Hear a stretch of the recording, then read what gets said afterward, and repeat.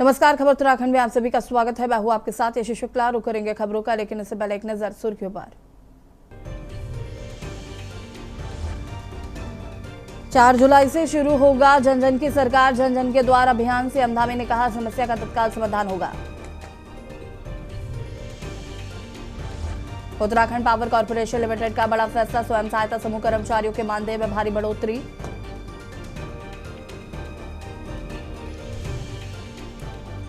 देहरादून में 100% गणना प्रपत्र वितरण पूरा, 86.34% का डिजिटाइजेशन।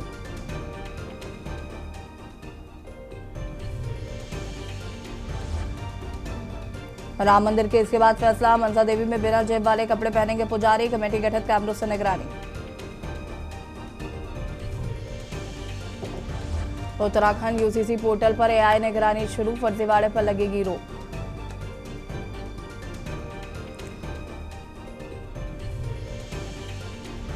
तेजी से बढ़ा अलकनंदा का जलस्तर, रुद्रप्रयाग में डूबी शिव मूर्ति, श्रीनगर में घाट तक पहुंचा पानी। आप देख रहे हैं के न्यूज, खबरों का सारथी। खबर देहरादून से है, जहां पर शहर में बंदरों के बढ़ते आतंक पर नगर निगम की ओर से चलाया जा रहा अभियान अब असर दिखाने लगा है। नगर निगम के पशु चिकित्सा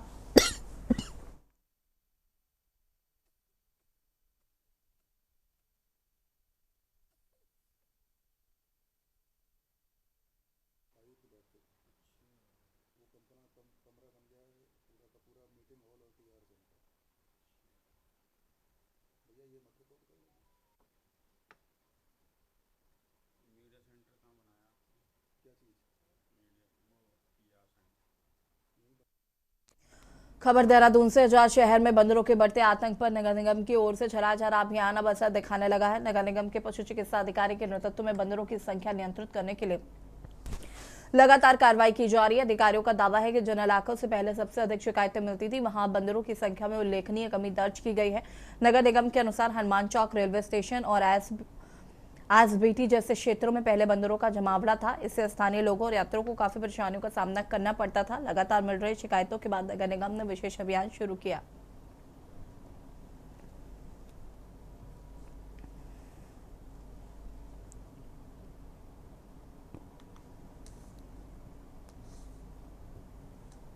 नगर निगम के माध्यम से बताना चाहूँगा कि जो बंदरों की समस्या थी उस पर भी काफ़ी हद तक नगर निगम के पशु चिकित्सा अनुभाग ने रोक लगाई है। आप लोगों को शहर में दिख भी रहा होगा, जो बंदरों की बहुत अधिक तादाद रहती थी, अब शहर के अंदर हनुमान चौक पे, कुड़बुड़े में, रेलवे स्टेशन के आसपास, बस अड्डे के आसपास बंदरों की संख्या में बहुत अधिक गिरावट आई है। जो बंदरों से संबंधित कंप्लेंट आती थी, पहले एक दिन में 2 से 3 कंप्लेंट आती थी, जो अब हफ्ते में 1 या 2 कंप्लेंट आती हैं, जिसको भी हम लोग संज्ञान में लेकर के उसकी पूरी सूची बना करके जब हमारी टीम आती है तो उस पर भी त्वरित कार्यवाही करी जाती है। खबर देहरादून से है, जहां पर राज्य शिक्षक संघ के चुनाव को लेकर मंगलवार को देहरादून में प्रेस वार्ता आयोजित की गई। इस दौरान शिक्षक नेताओं ने चुनाव प्रक्रिया, नामांकन, संगठन की आगामी रणनीति की जानकारी साझा की। प्रेस वार्ता में बताया गया कि चुनाव प्रक्रिया निर्धारित कार्यक्रम के अनुसार संपन्न कराई जाएगी और सभी पदों के लिए नामांकन की प्रक्रिया शुरू से हो चुकी है। रांची शिक्षक संघ के चुनाव होने हैं आगामी 18 जुलाई को, और इन चुनावों में आज मेरे द्वारा नामांकन किया गया है प्रांतीय महामंत्री पद के प्रत्याशी के रूप में। इसलिए शिक्षा और शिक्षक मुद्दों को लेकर के मैंने जो है पीसी की। क्या क्या किस तरीके की आपकी रणनीति होगी जिस तरीके से आप चुनाव में गए? हाँ, हम एक कार्मिक संगठन है और हमारे बहुत सारे मुद्दे हैं, और उत्तराखंड में शिक्षा के भी बहुत सारे चुनौतीपूर्ण मुद्दे आज की तारीख में इस व्यवस्था में विद्यमान हैं। न केवल शिक्षक हितों को लेकर के, बल्कि छात्र संख्या और विद्यालयों के मर्जर को लेकर के भी हमारे बहुत बड़े मुद्दे हैं, और इन मुद्दों को हम समुचित स्तर पर सही तरीके से तार्किक रूप से अपने उच्चाधिकारियों के समक्ष रखेंगे। और हमें उम्मीद है कि अगर हम सक्षम स्तर पर सही तरीके से वार्ता करें तो हमारे कई मुद्दों का समाधान हो सके। खबर देहरादून से है, जहां मुख्यमंत्री पुष्कर सिंह धामी के प्रदेश की कमान संभालने के 5 वर्ष पूरे होने के अवसर पर भारतीय जनता पार्टी ने 4 से 18 जुलाई तक प्रदेश भर से में सेवा पखवाड़ा अभियान शुरू किया। इस अभियान के तहत भाजपा कार्यकर्ता सरकार की जन कल्याणकारी योजनाओं और उपलब्धियों को जनता तक पहुंचाने के साथ विभिन्न वर्गों से संवाद करेंगे।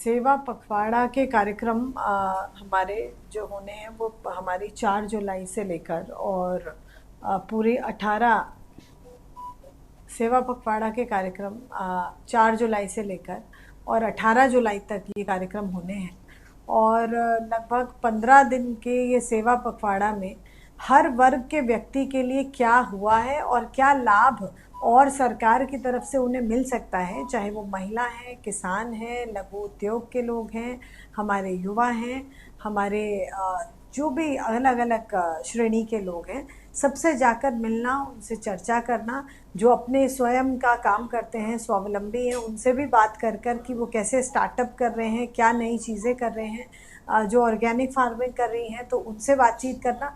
तो ये सारी चीज़ें सेवा पखवाड़ा में होने वाली हैं। खबर देहरादून से, जहां प्रदेश में चल रहे विशेष गहन पुनर्निरीक्षण अभियान को लेकर लोगों के बीच फैले भ्रम को दूर करते हुए उत्तराखंड ग्रामीण अभियंत्रण विभाग के उपाध्यक्ष जोत सिंह बिष्ट ने कहा है कि ये प्रक्रिया नई नहीं है, बल्कि चुनाव आयोग द्वारा समय समय पर मतदाता सूची को शुद्ध और अद्यतन बनाने के लिए अपनाई जाने वाली नियमित व्यवस्था। उन्होंने बताया कि आजादी के बाद 1952 के पहले आम चुनाव से पहले भी मतदाता सूची का विशेष गहन पुनर्निरीक्षण किया गया था। इसके बाद 1957 और 1962 में भी ये प्रक्रिया अपनाई गई थी। उत्तराखंड में पिछला SIR वर्ष 2003 में हुआ था और वर्ष 2026 के चुनावों को देखते हुए अभियान चलाया जा रहा है।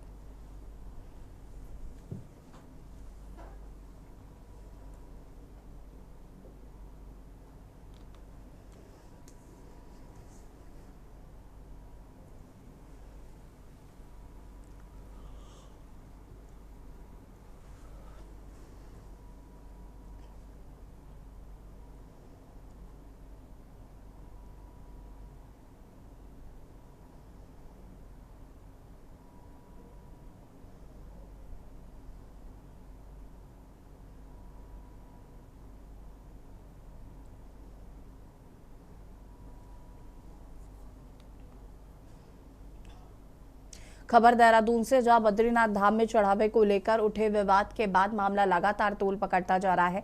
भैरव सेना के अध्यक्ष संदीप खत्री ने आरोप लगाया है कि उनकी शिकायत के बाद पत्री केदार मंदिर समिति के अध्यक्ष हेमंत द्विवेदी ने मामले को गंभीरता से लेते हुए जांच समिति का गठन किया। हालांकि भैरव सेना ने जांच समिति पर असंतोष जताया है।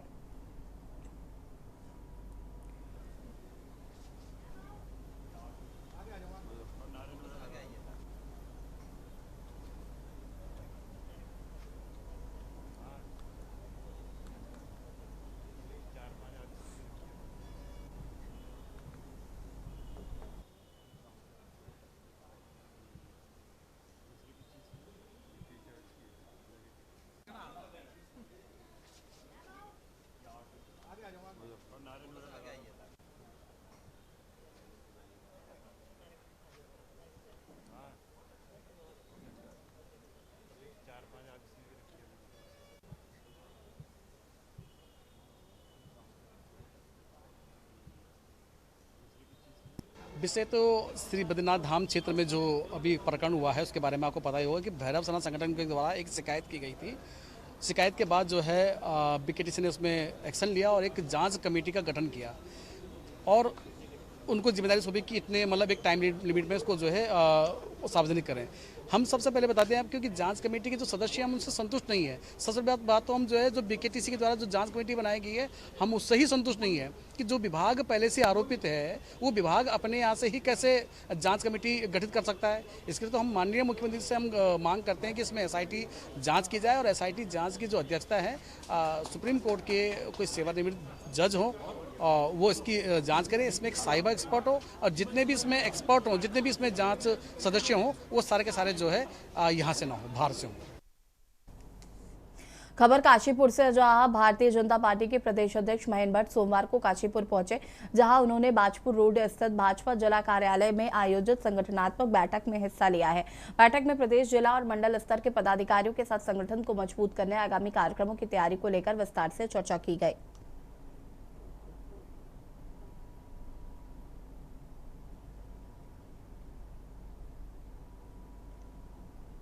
का प्रदेश का गठन हो चुका है, हमारा जिलों के गठन भी कंप्लीट हो चुके हैं। आज मैंने 5 प्रकोष्ठ के जिलों की कार्यशाला यहाँ पर रखी है और सभी जिलों के पूरे उत्तराखंड के 5 प्रकोष्ठों के जिले के संयोजक, सह संयोजक यहाँ उपस्थित हुए हैं। भारतीय जनता पार्टी प्रकोष्ठों के माध्यम से विभिन्न आयाम में जो समाज रहता है उनको जोड़ने का काम प्रकोष्ठों के माध्यम से करती है। चिकित्सा प्रकोष्ठ चिकित्सकों के बीच में काम करेगा, व्यापार प्रकोष्ठ व्यापारियों के बीच में काम करेगा। समाज में विभिन्न आयाम क्षेत्रों में काम करने वाले ऐसे सभी लोगों को जोड़ने का काम प्रकोष्ठों के माध्यम से होता है। और मैं कह सकता हूँ भारतीय जनता पार्टी की प्रकोष्ठ चुनाव की दृष्टि से भी और हर प्रकार से सामाजिक संतुलन की दृष्टि से भी बड़े महत्वपूर्ण होते हैं। और हमने ये प्रकोष्ठ की बैठकें आज भी हैं, 9 तारीख को भी दूसरी बैठकें हमारी रुद्रपुर में होगी और ऐसी करके कुछ 2 बैठकें हमारी गढ़वाल क्षेत्र में होंगी। उत्तरकाशी से खबर, जहां पर यमुनोत्री हाईवे पर बोल्डर गिरने से रास्ता बंद हो गया है। स्याला चट्टी के पास बोल्डर गिरने के बाद रास्ता हुआ बंद। एनएच की मशीनें मार्ग सुचारू करने में जुटी। यमुनोत्री हाईवे पर बोल्डर गिरने से रास्ता हुआ बंद। एनएच की मशीनें मार्ग सुचारू करने में जुटी।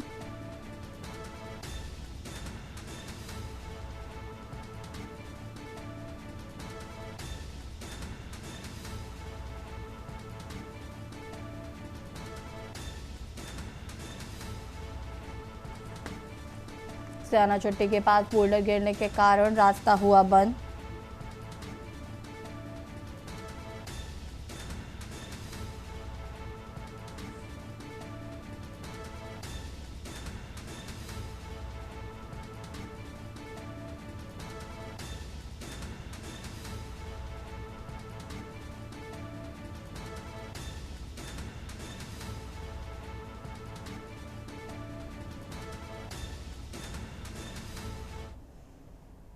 जनपद टिहरी गढ़वाल के देवप्रयाग विधानसभा कीर्तिनगर क्षेत्र के अंतर्गत विकासखंड कीर्तिनगर के बागवान में आयोजित कांग्रेस के परिवर्तन संकल्प सम्मेलन में पार्टी नेताओं ने केंद्र और राज्य की भाजपा सरकार के खिलाफ जोरदार राजनीतिक हमला बोला है। सम्मेलन में भ्रष्टाचार, बेरोजगारी, कानून व्यवस्था, महिलाओं की सुरक्षा, खनन विकास कार्यों और धार्मिक आस्था से जुड़े मुद्दों को प्रमुखता से उठाते हुए नेताओं ने सरकार की कार्यशैली पर गंभीर सवाल खड़े करे हैं। कार्यक्रम पूरे समय राजनीतिक तेवरों और भाजपा विरोधी नारों से गूंजता रहा।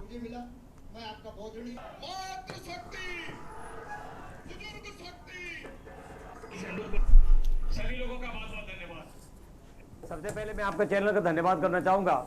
आज जो परिवर्तन यात्रा के जो हमारे यहाँ के मुख्य अतिथि थे आदरणीय श्री प्रीतम सिंह जी, जो नेता प्रतिपक्ष रहे हैं, जो कई बार कैबिनेट मंत्री रहे हैं, हमारे उत्तराखंड कांग्रेस कमेटी के कप्तान यानी कि हमारे प्रदेश के अध्यक्ष रहे हैं, और उनके दिशा निर्देशन में यहाँ पे जो ये कार्यक्रम किया गया, माननीय मंत्री प्रसाद नैथानी जी के नेतृत्व में एक जनसैलाब यहाँ पे उमड़ा है।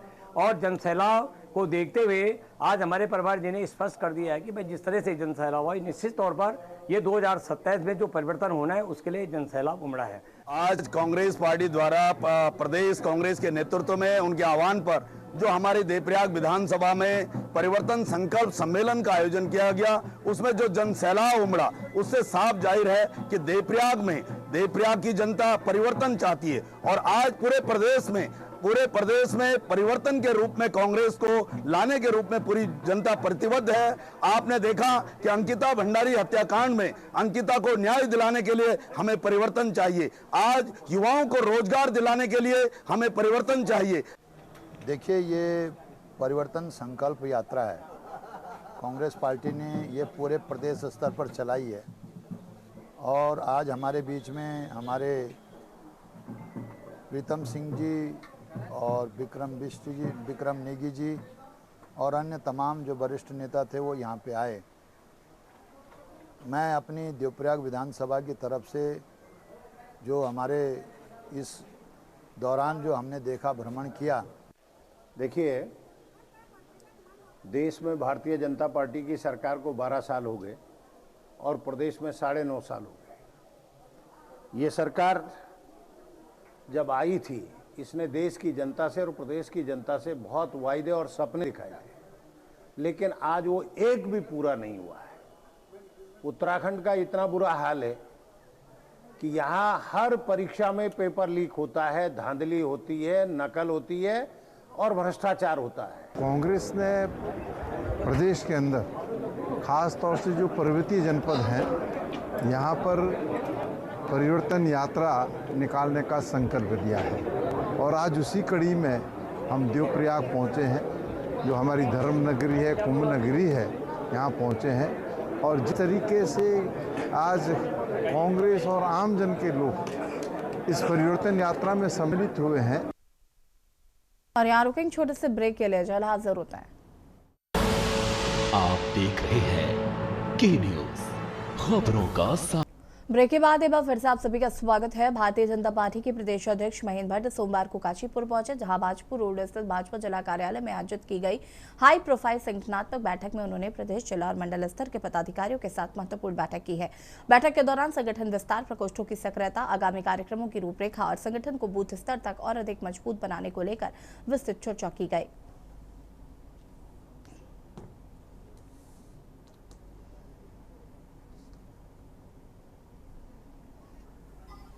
प्रकोष्ठ का प्रदेश का गठन हो चुका है। हमारा जिलों के गठन भी कंप्लीट हो चुके हैं। आज मैंने 5 प्रकोष्ठ के जिलों की कार्यशाला यहाँ पर रखी है और सभी जिलों के पूरे उत्तराखंड के 5 प्रकोष्ठों के जिले के संयोजक, सह संयोजक यहाँ उपस्थित हुए हैं। भारतीय जनता पार्टी प्रकोष्ठों के माध्यम से विभिन्न आयाम में जो समाज रहता है उनको जोड़ने का काम प्रकोष्ठों के माध्यम से करती है। चिकित्सा प्रकोष्ठ चिकित्सकों के बीच में काम करेगा, व्यापार प्रकोष्ठ व्यापारियों के बीच में काम करेगा। समाज में विभिन्न आयाम क्षेत्रों में काम करने वाले ऐसे सभी लोगों को जोड़ने का काम प्रकोष्ठों के माध्यम से होता है। और मैं कह सकता हूँ भारतीय जनता पार्टी की प्रकोष्ठ चुनाव की दृष्टि से भी और हर प्रकार से सामाजिक संतुलन की दृष्टि से भी बड़े महत्वपूर्ण होते हैं। अयोध्या राम मंदिर में दान चोरी का मामला अभी शांत नहीं हुआ कि देवभूमि उत्तराखंड में बद्रीनाथ केदारनाथ मंदिर समिति से जुड़ी कथित वित्तीय अनियमितता ने नया विवाद खड़ा कर दिया है। और ये मामला सुर्खियों में तब आया जब हिंदूवादी संगठन भैरव सेना ने बीकेटीसी के कर्मचारी पर बद्रीनाथ धाम में चढ़ावे की चोरी और भ्रष्टाचार के गंभीर आरोप लगाए हैं। देखिए रिपोर्ट। हर वक्त सवालों के घेरे में खड़ी रहने वाली बद्री केदार मंदिर समिति एक बार फिर से सवालों के कटघरे में खड़ी नजर आ रही है। देश में वर्तमान में चल रही राम मंदिर अयोध्या दान चोरी के मामले में अब बद्रीनाथ केदारनाथ मंदिर समिति में वित्तीय अनियमितता का मामला गर्मा गया है। हिंदूवादी संगठन भैरव सेना ने बीकेटीसी के कर्मचारी पर आर्थिक चोरी और भ्रष्टाचार के गंभीर आरोप लगाते हुए तत्काल कार्रवाई की मांग की है। 4 धाम तीर्थ पुरोहितों के अनुसार बद्रीनाथ केदारनाथ आस्था के साथ देश की एकता के प्रतीक हैं। इसलिए अगर कुछ ऐसा विषय वास्तव में है तो मामले की निष्पक्ष जांच हो और दोषियों पर कार्रवाई हो, ताकि करोड़ों सनातनियों की भावना आहत न हो। उक्त मामले पर बीकेटीसी अध्यक्ष हेमंत द्विवेदी ने कहा कि आरोपों को गंभीरता से लेकर जांच कराई जा रही है। जांच में दोषी पाए जाने पर कड़ी कार्रवाई होगी, लेकिन आरोप निराधार निकले तो छवि धूमिल करने वालों पर भी वैधानिक कार्रवाई की जाएगी। वहीं अब ये पूरा प्रकरण राजनीतिक गलियारों में भी अहम मुद्दा बना हुआ है। मंदिर समिति व सरकार की कार्यप्रणाली पर कई सवाल खड़े कर दिए हैं। सत्ता पक्ष का कहना है कि धामी सरकार में सनातन को बदनाम करने वाले किसी भी कालनेमी का बचना नामुमकिन है और दोषियों को कड़ी से कड़ी सजा दिलाने का कार्य भी किया जाएगा।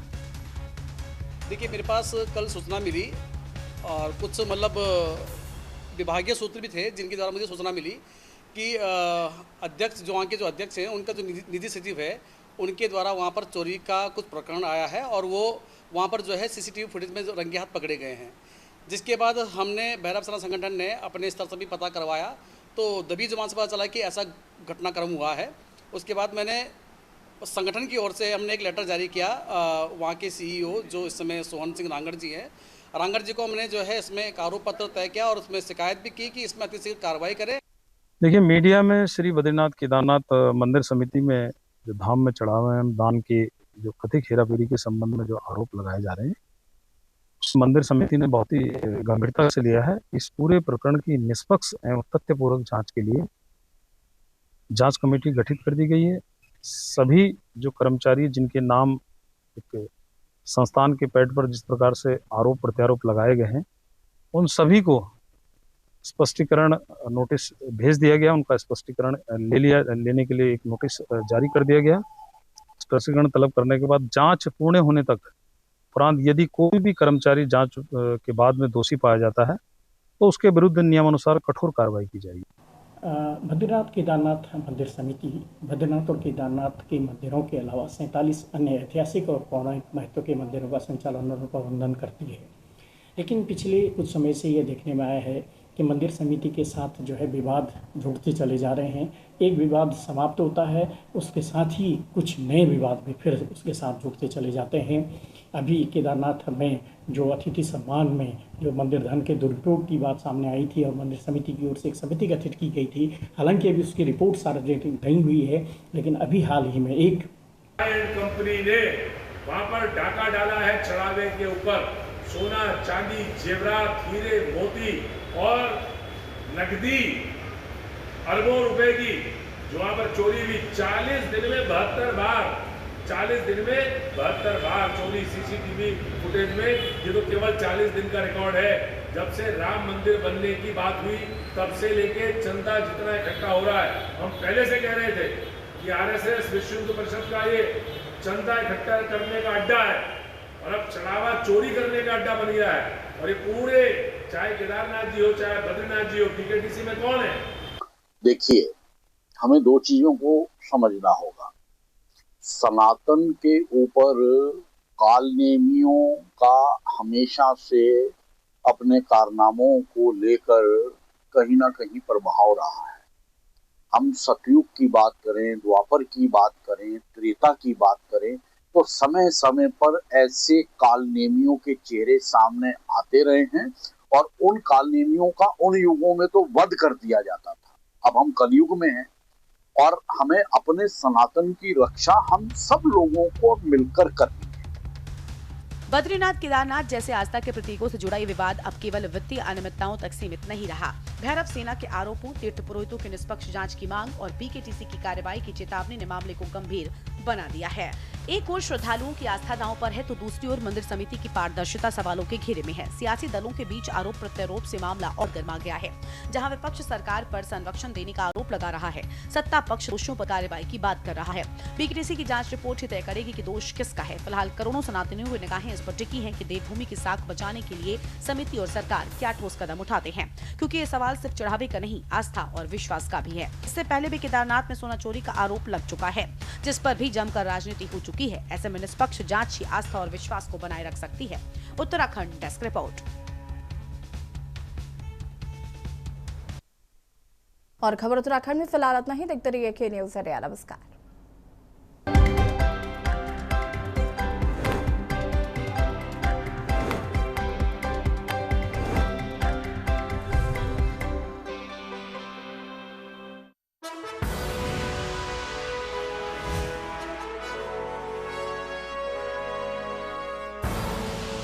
आप देख रहे हैं के न्यूज़, खबरों का